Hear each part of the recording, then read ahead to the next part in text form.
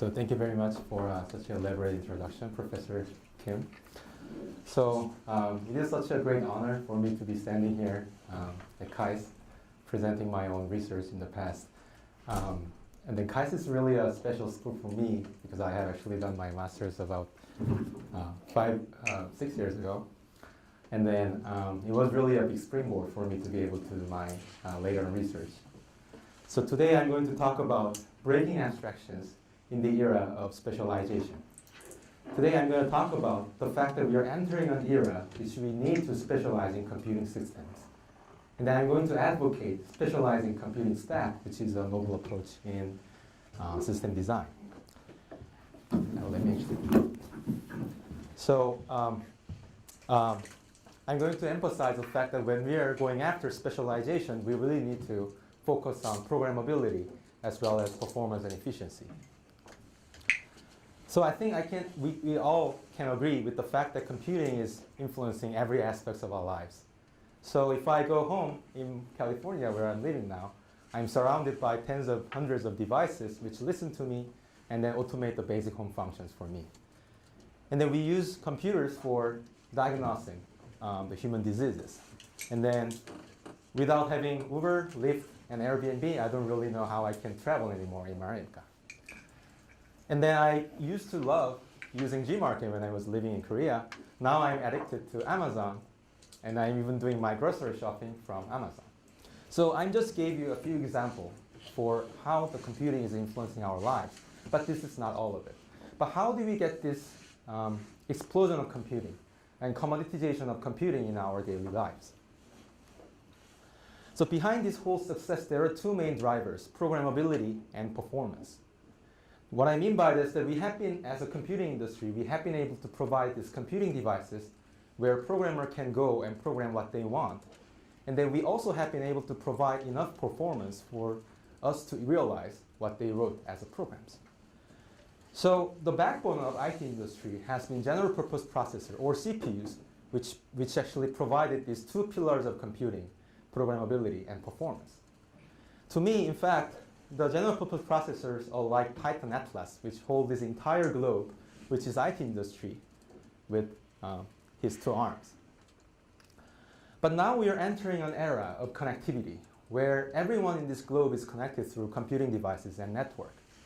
And then computing also has enabled us to digitize information that we couldn't digitize before.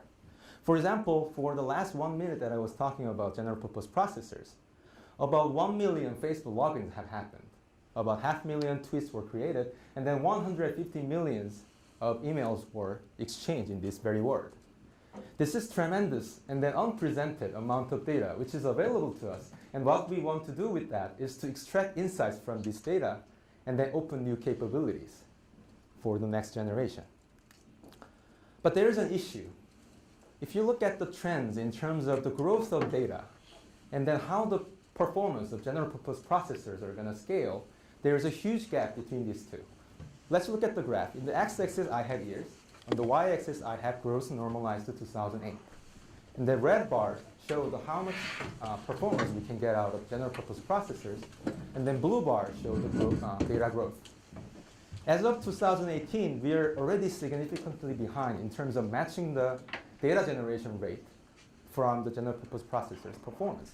And then the problem is we are only expecting these gaps to be larger and larger in the future.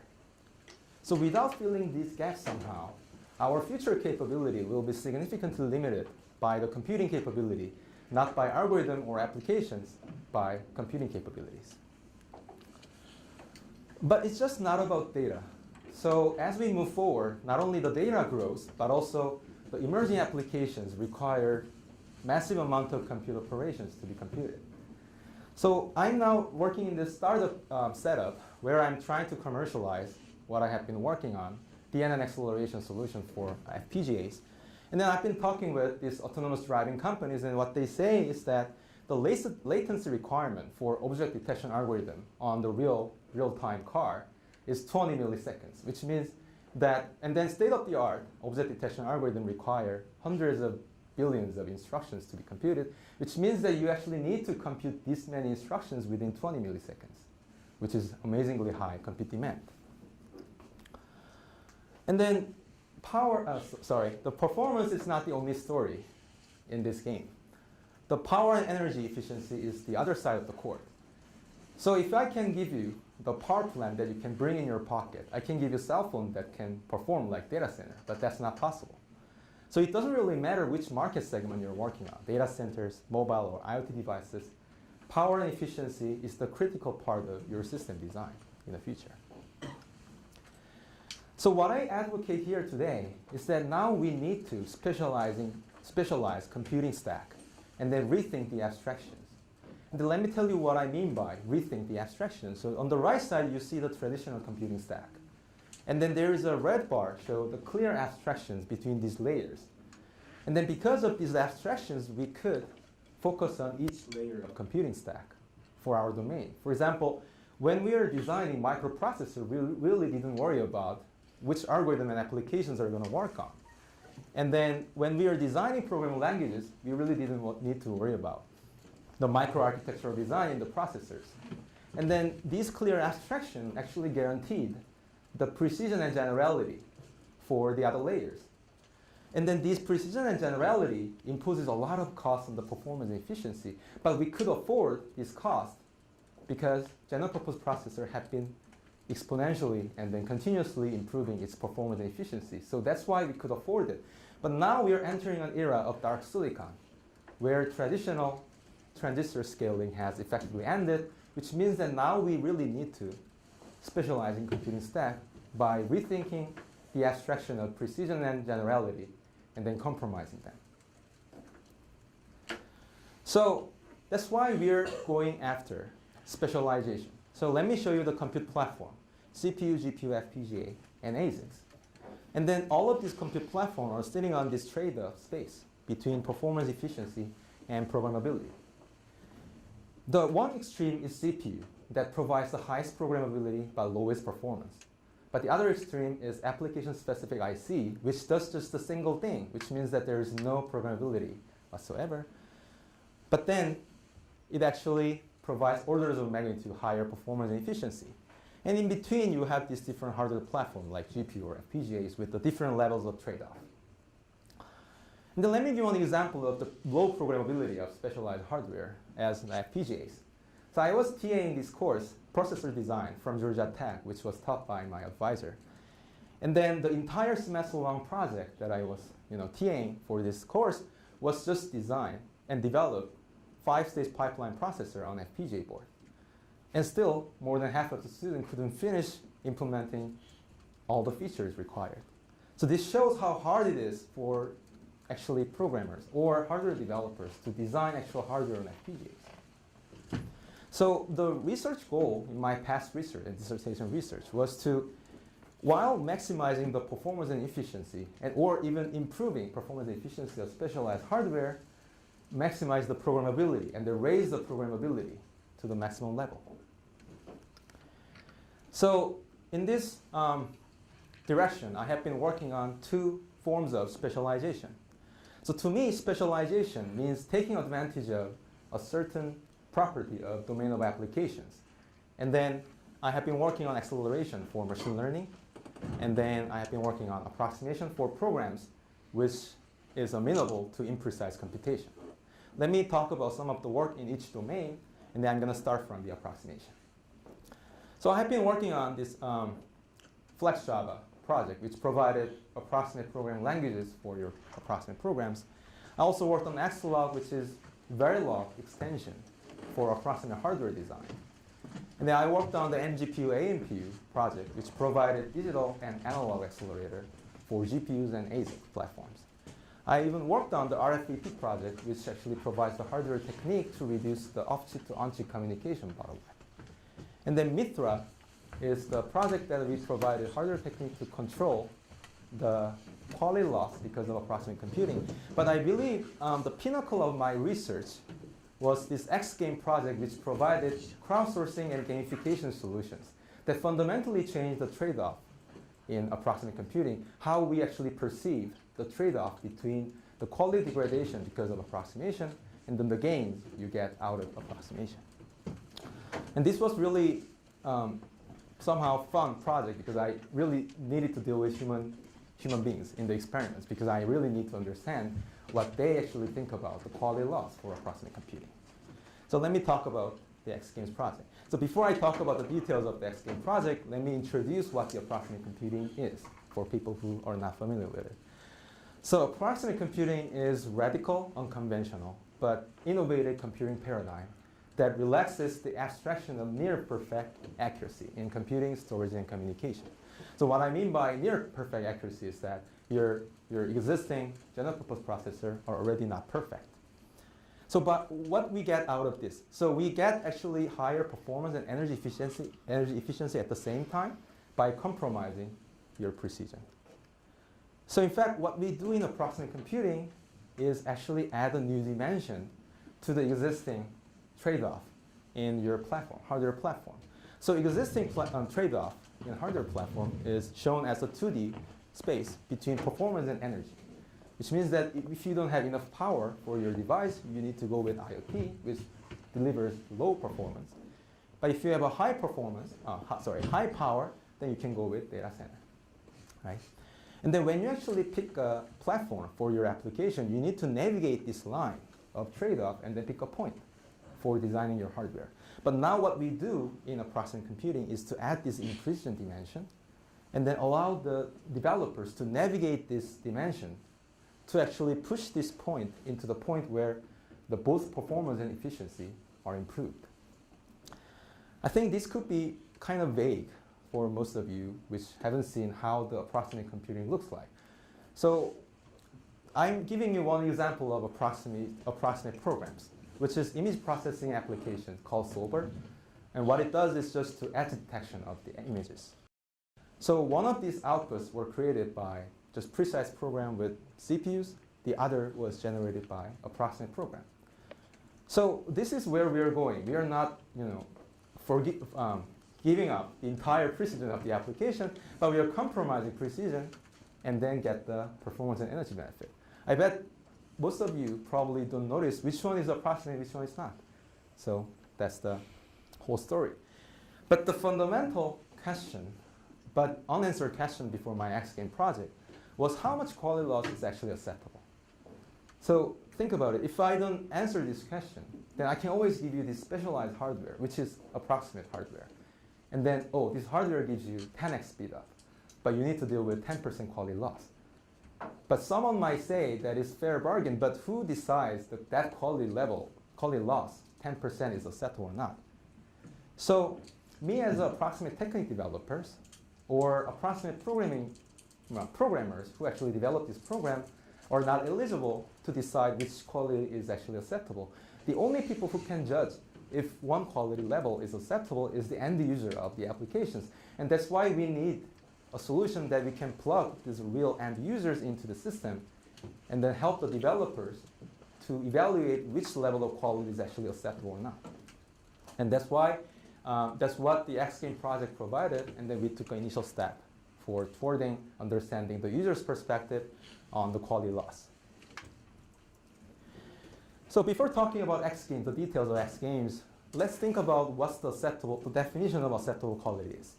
Acceptable quality has 4 aspects. It is subjective, input data dependent, program dependent, and technique dependent. Let me give you one example. So acceptable quality is subjective. So for the baboon photo, do you remember the approximate output and precise output? I believe for most of us, it should be okay. But maybe for some person who has, perfect vision, might notice the difference. And then for that guy, this quality might not be okay. So without capturing all of these 4 aspects and then integrate into our solutions, we can't judge which quality is acceptable or not. So X-Games project, which was published in ASCII 2016, provides the systematic and general framework that can capture all of these 4 aspects and then allow the developers to understand what's the trade-off between the user satisfaction and the approximation gains. So to capture all of these 4 aspects, we use crowdsourcing. And then we have the databases for image, audio, video, and text so that we can use for the framework. And then we allow this X-Games framework to take approximate program and approximation knob as inputs. Approximation knob means that you can control the degree of approximation and then control the quality. And then what the X Games framework does is that actually it takes a gamification solution, which means that we have 3 games that I'm going to talk about later that actually implicitly have these players to express what they think about the acceptable quality. And then from the statistics we collect, yes? What were you doing in text? Text, actually, we do optical character recognition application. Yeah. So from the statistics we collect from the X Games framework, we actually transform the existing trade-off in approximate computing to a new trade-off between user satisfaction and approximation gains. So let me talk about a little bit of details of these games. That these games are web-based betting games, which means that the player is starting with a certain amount of virtual money. And then these games are round-based games that you play game one by one, and then you are exposed to this approximate output per each round. First game, Police Verso, asks this research question: would you accept this quality loss? Just that's it. So we present these 2 outputs. One is precise output on the left, and then we also present the approximate output. Then what the player needs to do is to pick either good enough or unacceptable, depending on what they think. And depending on how confident they are on their choice, they can bet their money on it. And then how the rewarding function works is that you're competing with the previous players. So if your choice is matched with the previous player's consensus, then you get rewarded proportional to your betting money, otherwise you lose your money. So we incentivize the players to guess what others have thought about this level of quality. But since they don't know what the others have thought, what they can rely on is their opinions on the approximate output. The second game, Win or Bet, as a trade-off in approximate computing between cost and gains. So for that, we actually start with the 1 approximate output now, and then with the lowest quality. And then you have a slide bar that you can move to the right or the left to improve the quality or degrade the quality. And to improve the quality, you need to pay cost. So when you're still playing with the previous players, but when you improve the quality, now you need to think about the trade-off between your cost and the gains. The third game is Q&A, which adds context to the approximate computing. So approximate computing makes sense in many cases when there's some context. So to add some context, we add a question to it. So now you need to answer this question, and then you get to write, because otherwise you get penalized for it. And then you're incentivized to improve the quality as little as possible to answer that question. So these 3 games ask these 3 different questions, and from the statistics we collect, we actually provide the new trade-off. And then we actually hire 700 users from Amazon Messenger Turk, which is a platform which allows us to hire people for these kind of tasks. And then I want to emphasize that this framework is not specific to a domain of applications. This is general. And then we actually use 7 different applications from image, audio, and text recognition. So what we essentially did in X Games project is to transform the trade-off in approximate computing. So before X Games project, all approximate computing papers were talking about this trade-off. So I'm giving you 20x speed up, but then I'm giving you 5% quality degradation, and because this number is not too big, it's fine. But what we are now saying is that, so if you want to satisfy this much fraction of users, then you can get this much benefit. And this whole source code and framework is available to the link, and we open sourced it. Let me talk about the statistical background of X Games framework very shortly. So what we really understand actually comes down to just this. So for each quality level, Q, 70%, 80%, or certain quality. So you want to know how much users is going to be satisfied with it. Just that's it. Oops. So what we borrowed from statistics is a simple method called Klopper-Pearson-Uzang method that just takes 2 inputs. So number of votes for your games, which means that the number of rounds that players played, and number of good enough, that how many times they said that this quality is acceptable. From there, what we provide is that with a certain confidence level, more than our fraction of the users will be happy with it. So I'm just giving you an example on the right side of the game Police Verso. And then that particular level of quality is 70%.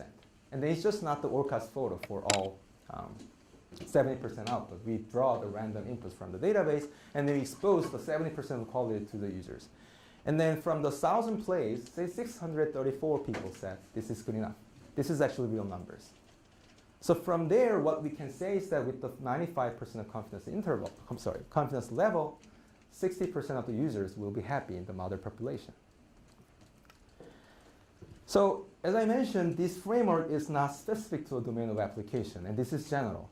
But there is only one restriction for it, that approximated output needs to be human perceivable. Otherwise, we can't expose this output to the users. And then we actually took the 7 different applications for image processing, audio, and text processing. So let me just give you one result for XGame project that actually shows how we transform the trade-off in approximate computing. And then we used one of the image processing application, which is min filter. And then the benefits are calculated with the energy delay product improvement. So as you can see on the left side, with the 10% of quality degradation, we actually provide 13x energy delay product improvement. That's what we have been talking about in approximate computing. But now what we can say for the same approximate computing program and technique, you can say if you are okay with unsatisfying 10% of the users, then you can get 5x the benefits. But if you're not okay with unsatisfying more than 5% of the users, then approximation is not an option for you because there is no benefit associated with the 5% quality degradation. So this was the introduction for XGame project. And then this was really stressful project, to be honest. I needed to deal with the human beings for the experiments. And then, but this was really rewarding project too. I could publish a paper out of these human-involved experiments. Now let me switch my gear and then talk about my work in the realm of acceleration, which has focused on machine learning. So our approach has been algorithm-driven specialized computing stack.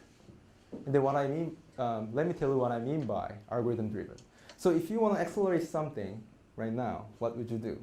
You actually go and then look at some applications, and then you feed some inputs and then run it, and then profile it, and then see, oh, this part is the bottleneck. So you actually either develop a hardware for it and then integrate with this application, or you just need to do low-level programming like CUDA. If you use GPUs, you need to do CUDA or OpenCL or something like that. This is what we do here. So what we actually do, we define a new way of accelerating machine learning, which is algorithm-driven. So what we do is that we actually went back to the algorithm, understand how the algorithm works, and then found the commonality going across this machine learning algorithm, and then built that commonality as the abstraction, the new abstraction for machine learning. And then we allow the programmers to express what they want to learn from machine learning as high-level abstraction. From there, we built the entire stack, and then specialized software and hardware at the same time. So we have been using this full-stack approach for different domains of machine learning algorithm. And then what I'm going to talk about today is the accelerating big data analytic training algorithm. But before I'm talking about it, let me talk about what I'm doing right now in the startup setup first. So what we are doing, we actually open source what we are doing now in this summer, and then which is based on actually our Micro 2016 paper, which is called DNN Weaver. And then this provides a specialized computing stack for DNN inference acceleration.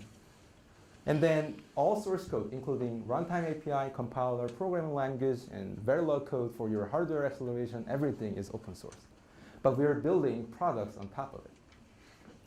So we actually released this code at one of the biggest industry-oriented chip conferences called Hot Chips. And then we did the demo that shows, so we actually flew a drone and capture the videos from the drone, and then send it to FPGA, run the object detection algorithm, and then present it on the display, the monitor. And then on the right side, we actually have the introduction video that is actually me. So what I wanted to emphasize with this slide is that what we are doing, this full stack approach, and the full stack approach of acceleration is real and then practical, and then we are now commercializing it, and then talking with multiple customers for it. So now, go back to machine learning. Yeah. Maybe I missed the definition part, but when you say full stack, what's at the bottom and what's in the stack? So starting from the programming abstraction, which is programming language, domain-specific language that we designed. And then from there, we have compiler, system software, and then architecture and circuit. Circuit means the Verilog code we actually generate. So we automate this whole thing. So we actually, at the end, what we provide the system software, optimized C code, and then also Verilog code that you can synthesize and program on the FPGA. So, and then, also compiler generate instructions that you're going to run on the accelerators. From the C code, you will get FPGA image, or No, the framework actually generate all this code. The C code, we actually developed the C code beforehand. So we just map it to the computation we need. And then, but this C code is running for, I'm going to talk about it later, but task A. But for task B, I'm using accelerator. And then I actually map this computation from this high-level abstraction to the FPGA accelerator. And we customize this accelerator and generate the Verilog code so that you can actually program on the FPGAs. maybe we can get back, but to see the flow from the top to the very low code, I'd like to see the flow. Yes, I'm gonna get into that. So before talking about acceleration of machine learning is such a large area. So let me actually define what I mean by machine learning. I just focus on supervised learning here, which means that you have training data, which has labeled data. You have input vectors and output vector, which is associated with the corresponding input data. So what we do in supervised learning, you have two phases, training and inference. In training, what you do is that you feed this training data into machine learning algorithm, and then somehow extract the model behind this, underlying this data, and then you have this training model, and then you feed unseen data, and then make prediction out of it. So what we focus in this work is training phase, because the inference phase needs to be repeatedly run in your training process, which means that we can extend our solutions for the inference easily. So machine learning training is known as really large computational demand. So traditionally, what the computing industry has taken advantage of, the pushing a lot of computation for machine learning training is two disjoint efforts. One is distributed computing, the other is single node FPGA ASIC accelerators. Distributed computing examples could be Spark, TensorFlow, Caffe, and I want to emphasize here TensorFlow, distributed TensorFlow and Caffe were not available when we started this research, and then it was the concurrent effort with the Cosmic project. So, but before Cosmic, there was a between, and still, there is a between the wall, the wall between these two compute paradigms. And there is no solution which enabled the scale out or distributed acceleration for machine learning training.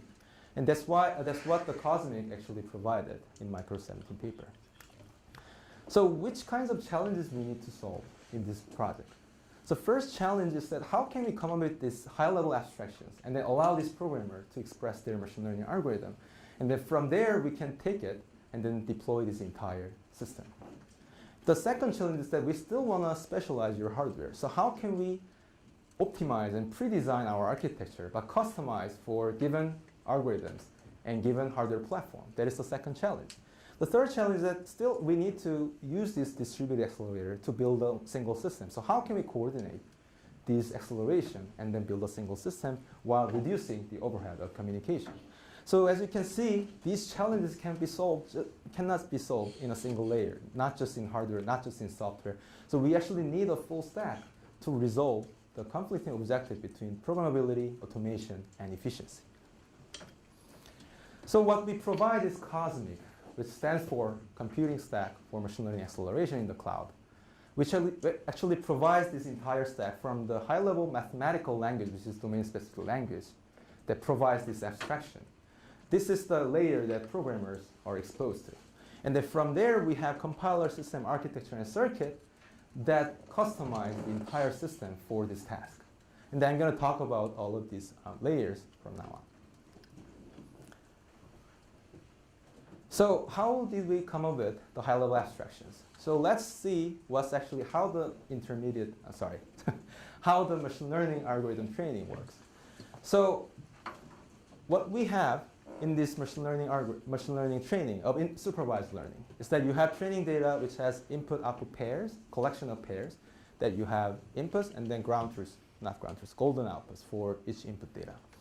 And then you have this intermediate model that you want to train, which has transfer function and model parameters. And then what you want to train is the model parameter. And then this transfer function defines the hypothesis space you want to learn from this training data. And then how it works is that you actually just throw this input data into your intermediate model, make prediction out of it, which is y in this case. And then you compare this predicted output with the golden output and then calculate the loss between these two. The loss function needs to be defined by the machine learning developers. And then what the training does is that we iteratively go over all the training data and then tries to minimize this loss function. So this is just the commonality that we found from the machine learning algorithm, supervised machine learning algorithm, that no matter which algorithm you're working on, this process is the same, and then we built this as the abstraction.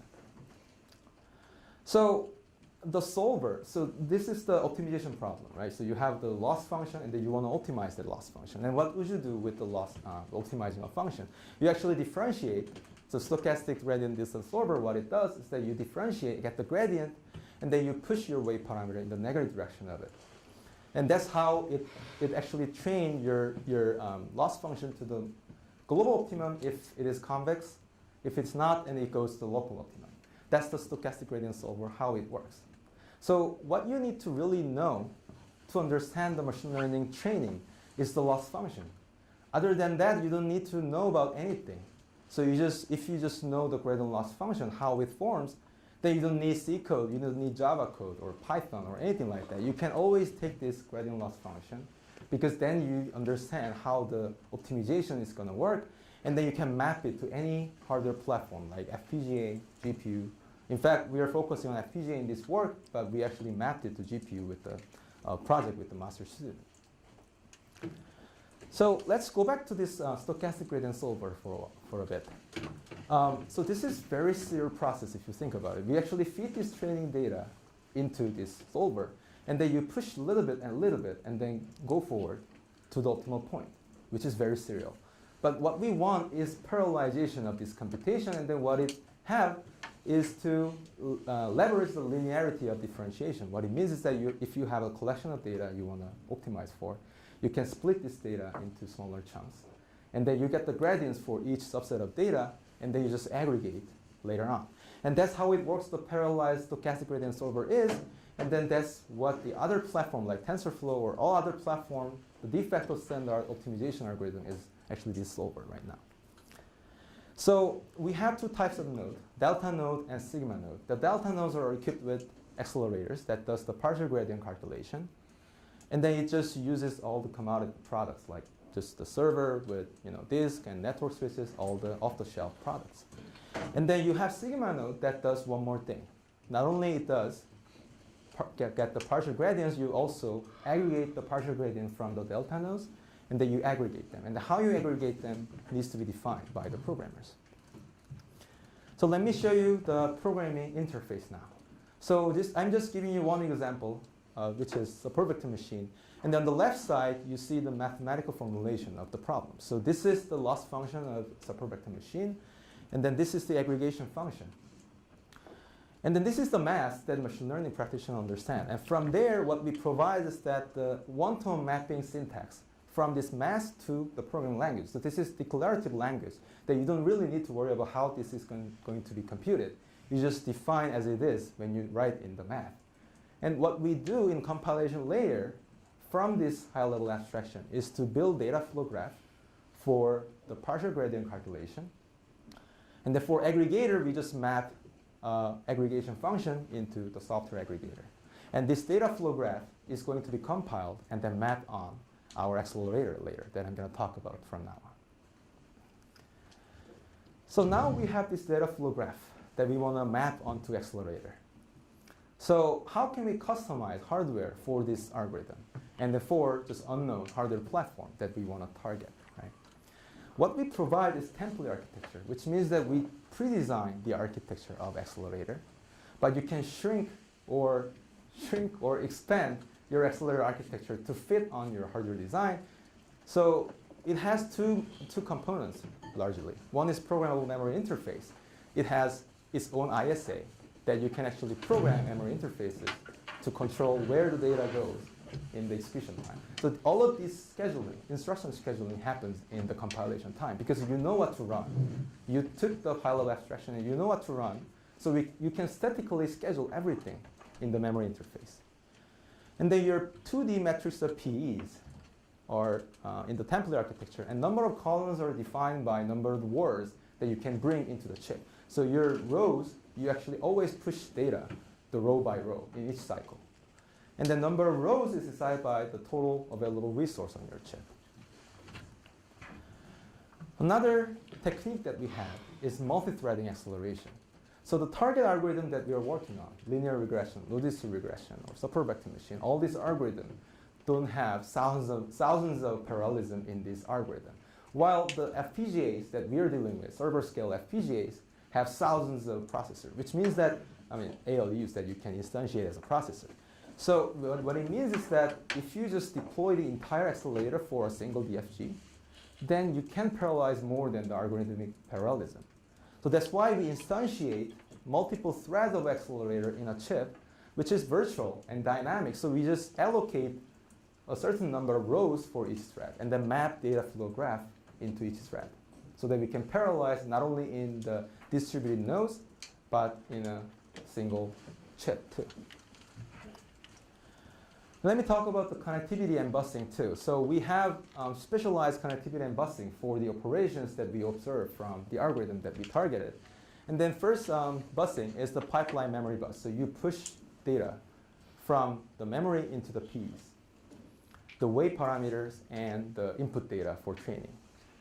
And then for the adjacent P, we have bidirectional links because we observed that the adjacent Ps have much more communication compared to remote Ps. We have share row bus that allows the Ps in a row to communicate with each other. And then we have tree bus to allow the different rows to communicate with each other. Let me tell you briefly about this PE architecture, the little boxes in the accelerator. This PE is 5-stage pipeline processor, which is very simple compared to what you have in your cell phone. And then the simplicity of this processor is possible because we push all the complexity for the compiler. Compiler knows what to run on the Ps. And then because of complexity in the compiler, the processor is very simple. So what it does is that in the stage 1, you just get the input from adjacent Ps or the share bus, and then you have internal buffer, and then all of these can be inputs for your ALUs. And then this is just showing an example of add that you just get the operand and then does add. But the customizability of this P architecture is that, so if your compiler decides, oh, this P is not going to run any nonlinear operator, for example, then nonlinear operator is not instantiated in your Verilog code. So your actual hardware code is customized for your algorithms, depending on which operations you actually need to run for data flow graph. I've been talking about system software, and then the importance of full stack approach. So let me talk about what we actually did for the system software. And then what it does is just the design principle of all this software is just simplicity. It doesn't do any magic or rocket science for doing this communication. What it does is very simple. The Delta Node software just communicates with this FPGA accelerator, get it, and then send it to Sigma Node. That's it. That's the only thing that Delta Node does. And Sigma Node does two things. Communicate with the multiple Delta nodes and then aggregate them and update the global parameter and then send it back to Delta nodes. So for this, we have two techniques that we have internal thread pool for both networking and aggregator so that we don't have to spawn the threads for each of these networking and aggregation. And then we have this circular buffer so that we can overlap the communication and aggregation. So as soon as one block of data is filled by the networking thread, the aggregation thread is scheduled and then start the aggregation so that we can actually overlap these two. So we haven't designed the solution for a certain domain of applications, just like what we did in the X Games project. And then we actually evaluated 10 different benchmarks from using 5 different algorithms, backpropagation and 2 regression model, collaborative filtering, and supervector machine.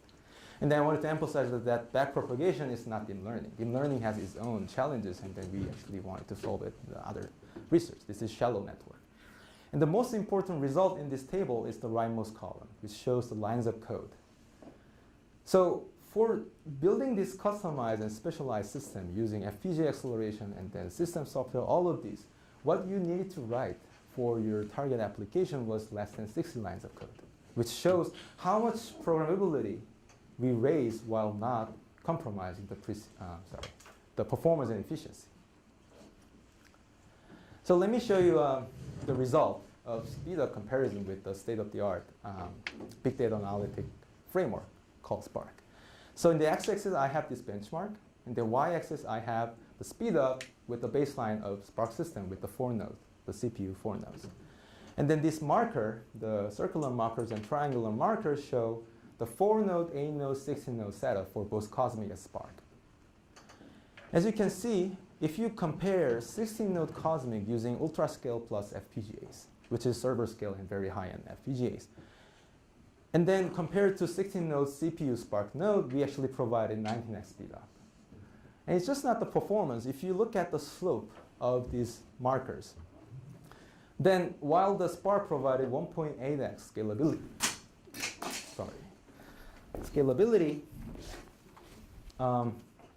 the Cosmic provided 2.7x improvement. I know that this is not comprehensive scalable study, but this is actually good enough proxy to show that how scalable our runtime software and then whole system is.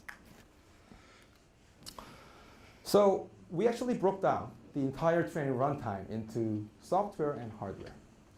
And then what we observe is that from the entire runtime of end-to-end training, 34% of the runtime went into the communication, the aggregation, and networking. And then 66% went into the FPGA acceleration. And then we got 28 and 21x speedup from each of these. And then in aggregate, what we got is 23x speedup. But if we didn't have the system software improvement because of the underzone analysis, what we get is just 3x speedup, which shows that how important it is to have this full stack approach and then customize the entire stack for delivering the next level performance and efficiency. So this was the discussion about the Cosmic project. But from the experimental result that we had from Cosmic research, we actually led into another research that I'm going to talk about in the next slide.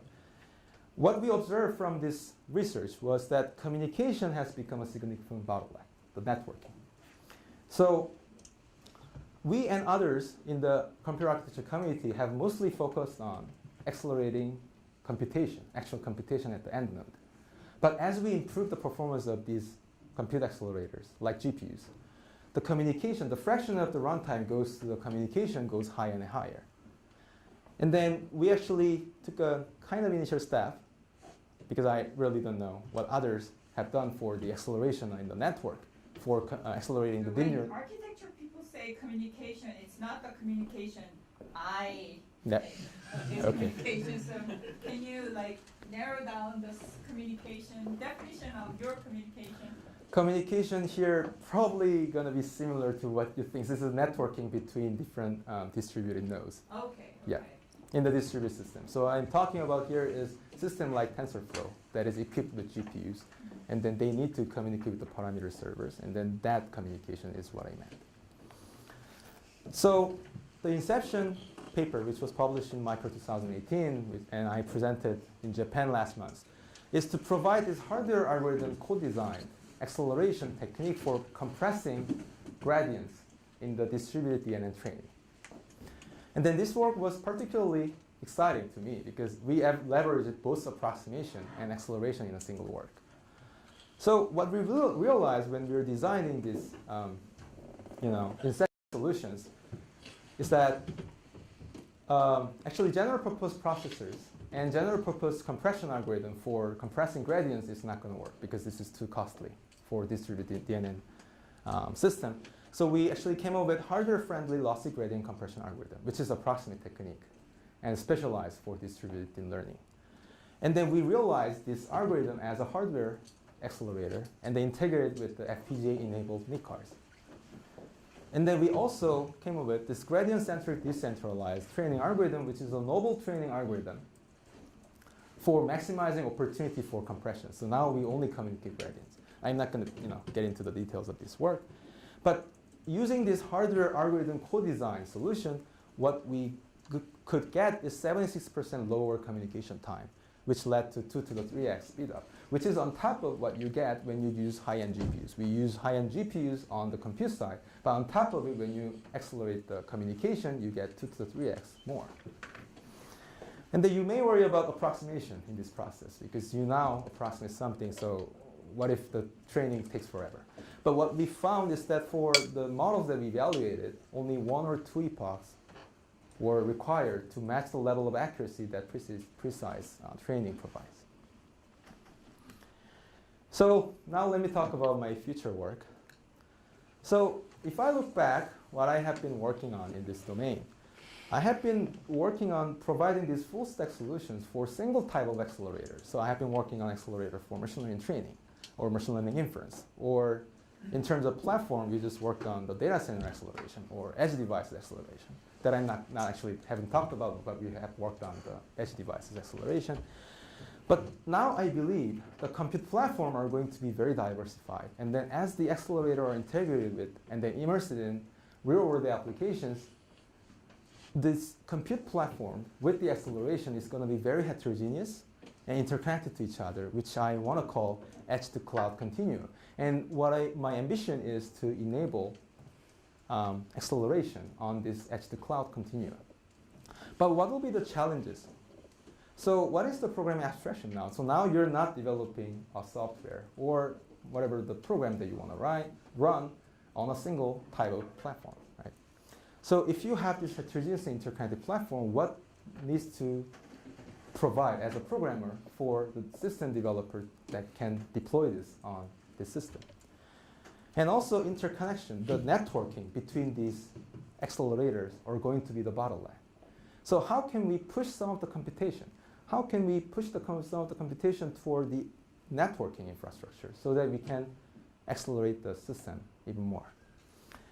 And then now we're all talking about this in-memory processing, in-storage processing, and I'm even suggesting in-network processing, which means that we are pushing computation toward where the data exists.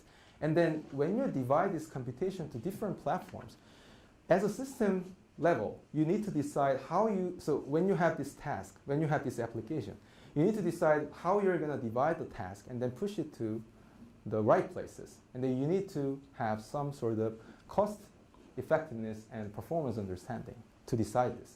So these are research challenges that I think, and then of course, the first instance of this research, this line of research, is to push machine learning toward the edge.